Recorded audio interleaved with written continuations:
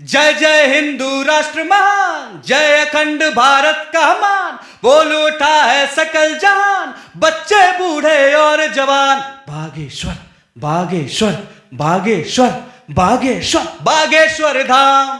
Bollywood singer और music director Manu खरे जी इस वक्त हमारे साथ मौजूद हैं, जिन्होंने हाल ही में भोपाल में अखंड भारत जैसे गाने को लॉन्च किया है, जो कि एक अपने आप में एक अद्वितीय गाना है और लाखों और लोगों ने इस गाने को सुना हुआ है। जी, स्वागत है आपका। Thank you. आपने भोपाल में जो गाना गाया हुआ है, कौन सा गाना है वो?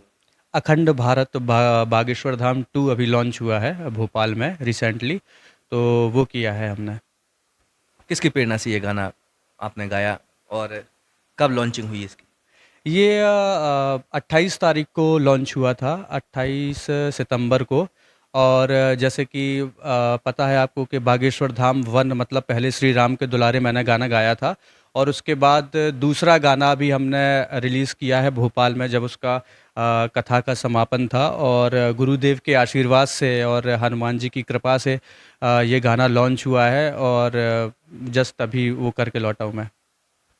जैसे कि कितने लोगों ने इस गाने को सुना वहाँ पर जाकर के, और कितने लोगों ने उसको फॉलो किया है? देखिए, लॉन्चिंग में तो बहुत लोग थे। आप जानते हैं जब गुरुजी की कथा होती है तो उसमें लोगों की कमी इतना होता है कि जगह नहीं होती है कि इतने श्रोता और इतने मानने वाले लोग गुरुजी को और बागेश्वर धाम बालाजी को लोग मानते हैं। तो वहाँ जब लॉन्चिंग हुई तो लाखों लोग थे वहाँ पे, पैर रखने की भी जगह नहीं थी।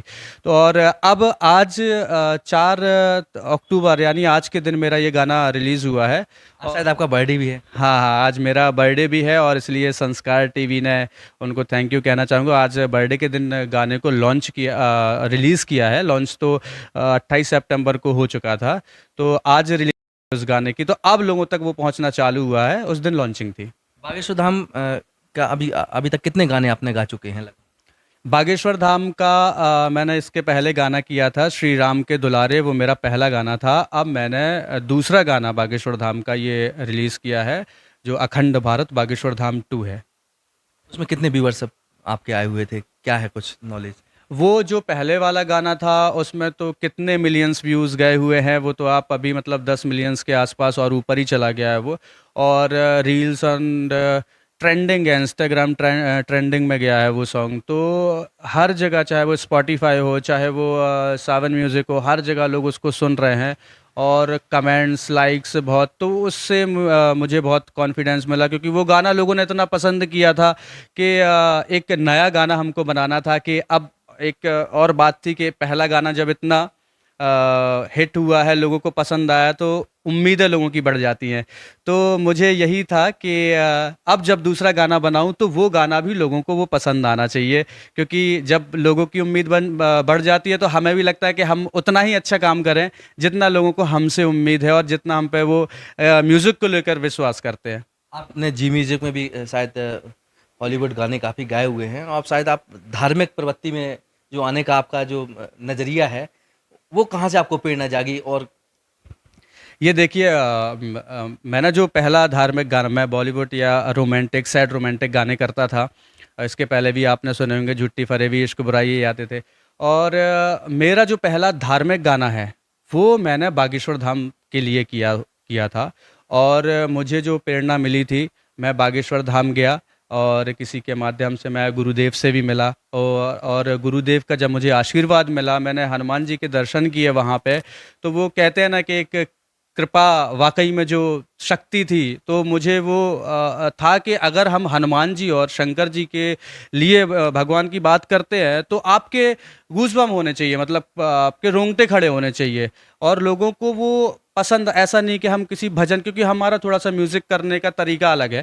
तो जब मैं बागेश्वर धाम गया, वहाँ मैंने दर्शन किए और गुरुदेव से मिला, और उनको उनका जो प्यार, आशीर्वाद, मतलब वो एनर्जी जो मिली मुझे, तो मुझे यही लगता था कि यार अब इतना अच्छा गाना करना है कि लोगों को वो पसंद आना चाहिए। तो बस यही था कि बागेश्वर धाम जाकर जो मुझे एक होता है ना ये पॉजिटिव। कौन सा गाना है आपका? बागेश्वर धाम को लेकर आपने जो गाना गाया है, ये किस नंबर का गाना है? ये बागेश्वर धाम 2 है, अखंड भारत बागेश्वर धाम 2। और ये हमने इस तरीके का किया है कि जैसे फिल्म में आप सीरीज़ देखते हैं, और कि पार्ट 1 पार्ट 2, तो ऐसे हमने गाने में पहली बार ऐसा किया है कि हम एक सीरीज़ की तरह गाने लेके आ रहे हैं। तो पहला गाना था बागेश्वर धाम 1, अब बागेश्वर धाम 2 हम अखंड भारत लेके आए हैं, जहाँ हमने राष्ट्र की बात भी करी है, हमने अब क्या सनातन धर्म की बात भी करी है, हमने पूज्य संतों की भी बात करी है, और हमने कई सारी चीज़ें एक ही गाने में डालने की कोशिश की है। और इसमें मैं कहना चाहूँगा, मेरे आइडल जो मेरे बड़े भाई हैं, मैंने हमेशा बचपन से उनसे सीखा है, पिता तुल्य है मेरे वो, और वीरेंद्र खरे अकेला, और शायर हैं बहुत अच्छे, होना चाहिए, चाहे वो संतों को भी पसंद आए, वो और पूरे देश को हमको गाना सुनाना है, तो हम उनसे ही हमेशा आशीर्वाद लेते हैं कि आप कुछ ऐसा लिखिए कि लोगों को वो पसंद आए। तो ये गाना वीरेंद्र खरे अकेला मेरे बड़े भाई ने लिखा हुआ है, और म्यूज़िक सत्या मनु, जैसे हमेशा हम करते हैं, सत्या भी मेरे बड़े भाई हैं। सत्या के पीछे क्या रहा है? राज तो कुछ नहीं है, सत्या मेरे बड़े भाई हैं, सत्या खरे उनका नाम है, और उनसे भी मैंने बचपन से ही सीखा है। वो मुंबई में 15 सालों से है, और जो उन्होंने वहाँ पे काम किया है, और म्यूज़िक भी करते हैं, वो राइटर भी हैं, और वो गाते भी हैं। तो हम दोनों जब भी इसके बोल किसने लिखे हुए हैं पूरे इस गाने के? इस गाने के बोल मेरे बड़े भाई, जो सबसे बड़े वाले भाई हैं, वीरेंद्र खरे अकेला, उन्होंने लिखे हुए हैं इसके बोल। पहले वाले बागेश्वर धाम के भी उन्होंने ही लिखे थे। इसका पूरा श्रेय किसको देना चाहेंगे आप? श्रेय तो मैं, देखिए, सबसे पहले मैं बागेश्वर धाम बालाजी हनुमान जी की कृपा मैं बोलूँगा कि उन हनुमान जी की कृपा है कि चलो हमको इतने अच्छे गाने गाने बनाने की प्रेरणा मिल रही है। और गुरुदेव पूज्य श्री धीरेन्द्र कृष्ण शास्त्री जी, जो मेरे गुरु हैं, उनको मैं बहुत, मतलब आप श्रेय बोलेंगे तो क्या बोलूँ, कि उनके आशीर्वाद के बिना ये पॉसिबिलिटी, और वो उनका आशीर्वाद जो है, उसकी वजह से हम ये चीज़ कर पा रहे हैं कि गाने अच्छे बना रहे हैं, और ये है। और बाकी जो मेरे बड़े दादा है और सबका, और वहाँ पर आप पहुँचे भोपाल में, तो क्या पोजीशन थी, क्या स्थिति? देखिए, जब मैं भोपाल में मैंने ये गाना लॉन्च किया, और गुरुदेव का जब वहाँ पे आशीर्वाद मिला मुझे, तो जनता, मैं तो यही कहूँगा, जनता झूम रही थी वहाँ पे। और जब आप भोपाल के लोगों से पूछेंगे तो वो ज़्यादा अच्छे से बताएंगे, मैं ये बात खुद तो नहीं बता सकता, लेकिन पूरी जनता ने इतना एंजॉय किया है वहाँ पे, इस गाने में इतना एंजॉय किया है कि मुझे उनको देखकर एनर्जी आ रही थी। एक तरफ गुरुजी मेरे बगल में खड़े हुए हैं, और फिर ऑडियंस का जब प्यार आपको मिलता है। उस रील्स को हमने भी देखा है, गुरुजी भी काफ़ी आनंद ले रहे थे गाने का। तो क्या रिएक्ट क्या था उस समय का? क्या पोजीशन थी उस समय? आपको कैसा फ़ील कर रहे थे आप?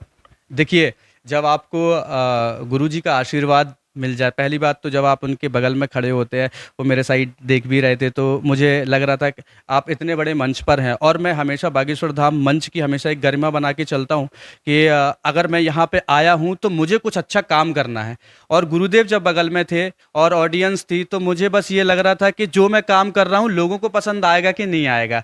और गुरुदेव को पसंद आ रहा था, मुझे ऐसा लगा, कभी लगा ऐसा तो नहीं कि पसंद नहीं आ रहा, क्योंकि जब हम इतना बड़ा गाना लॉन्च कर रहे हैं और इतने सारे लोगों के बीच में, तो कहीं ना कहीं डर भी होता है। तो कभी कभी डर भी होता है, कभी कभी एक कॉन्फिडेंस भी होता है। मैं दोनों चीज़ों को एक कॉम्बिनेशन बना के चल रहा था कि लोगों को पसंद आना चाहिए, और गुरुदेव का तो आशीर्वाद था ही, तो फिर वो रुकना ही नहीं था वो, ऐसा। तो आपने गाना की वहाँ लॉन्चिंग की। अभी जब से ये गाना डला हुआ है, लगभग कितने व्यूअर्स आ गए हैं उस गाने के? अभी तो आज आज आज ये गाना रिलीज हुआ है जस्ट, तो अब धीरे धीरे बढ़ना चालू हुआ है। अब गाना धीरे धीरे फैलेगा, और पब्लिसिटी उसकी लोगों के होगी। दिल में राज करेगा वो। अभी तो कहीं जस्ट न कहीं मनु खरे भी उस दिल में राज करेंगे। मैं तो देखिए, बिल्कुल मैं तो बिल्कुल चाहता हूँ कि ऑडियंस के बीच में मैं रहूँ हमेशा, और उनका आशीर्वाद रहे, प्यार रहे, जिससे मैं अच्छा काम कर पाऊँ। तो सबसे पहले तो मैं अपने छतरपुर का ये बताऊँगा, मेरा जो शहर है, तो यहाँ से इतना प्यार मिलता है ना, तो आप बाहर भी जाते हो ना, तो बहुत खुश होके काम करते हो, और सारे लोग वहाँ पे मिलते हैं, अपने लोग भी मिलते हैं। लेकिन जब आप किसी बाहर सिटी में रहते हो, तो वहाँ सारे नए लोग रहते हैं, तो उनके साथ आपको ऐसा काम करना होता है कि वो उनको पसंद भी आए। तो बहुत अच्छी बात है, सारे लोगों का सपोर्ट मिल जाए। अब जाते-जाते हम आपसे थोड़ा-सा गाने के जो 2 बोल हैं, जो आपकी लॉन्चिंग हुई है, केवल 2 बोल हमारे दर्शकों को सुनाएँ। किस तरह का वो गाना है? बिल्कुल।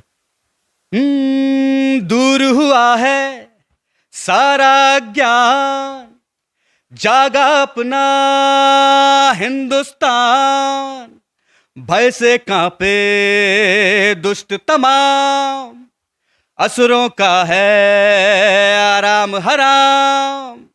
जय जय हिंदू राष्ट्र महान, जय अखंड भारत का मान, बोल उठा है सकल जहान, बच्चे बूढ़े और जवान। बागेश्वर बागेश्वर बागेश्वर बागेश्वर बागेश्वर धाम, बागेश्वर धाम, बस बोलो राम। बागेश्वर धाम, साधु जी हाँ सीताराम।